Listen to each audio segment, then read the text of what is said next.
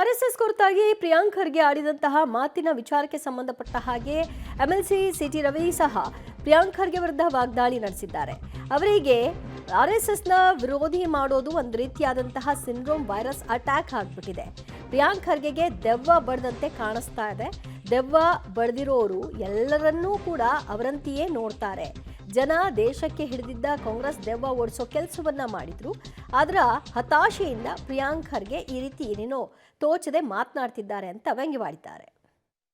ಪ್ರಿಯಾಂಕ್ ಖರ್ಗೆ ಅವರಿಗೆ ಕಾಣುತ್ತೆ ಅಂದರೆ ಬಹುಶಃ ನನಗನ್ಸುತ್ತೆ ಇವರಿಗೆ ಮಾರ್ಕ್ಸ್ವಾದದ ದೆವ್ವ ಇವ್ರಿಗೆ ಬಡ್ದಿರೋ ಸಾಧ್ಯತೆ ಇದೆ. ದೆವ್ವ ಬಡ್ದಿರೋರು ಒಳ್ಳೆಯವ್ರನ್ನೆಲ್ಲರೂ ಅವ್ರ ಥರನೇ ನೋಡ್ತಾರೆ. ನನಗೆ ಅನ್ಸೋದು ಇವರಿಗೆ ಆ ದೆವ್ವ ಬಡ್ದಿರುವಂಥ ಸಾಧ್ಯತೆ ಇದೆ. ರಾಜ್ಯದ ಮತ್ತು ದೇಶದ ಜನ ಈ ದೇಶಕ್ಕೆ ಹಿಡ್ಕೊಂಡಂಥ ಕಾಂಗ್ರೆಸ್ ದೆವ್ವವನ್ನು ಓಡಿಸೋ ಕೆಲಸ ಮಾಡಿದ್ರು. ಕಾಂಗ್ರೆಸ್ ದೆವ್ವ ಈ ದೇಶಕ್ಕೆ ಹಿಡಿದಿತ್ತು, ಅದನ್ನು ಓಡಿಸೋ ಕೆಲಸ ಮಾಡಿದ್ರು. ಆ ಒಂದು ಹತಾಶೆಯೂ ಕೂಡ ಇವರಿಗೆ ಈ ರೀತಿ ಒಂದು ಆಪಾದನೆ ಮಾಡೋದಕ್ಕೆ ಕಾರಣ ಆಗಿರುವಂಥ ಸಾಧ್ಯತೆ ಇದೆ. ಅವರಿಗೆ ಒಂದು ಮಾತು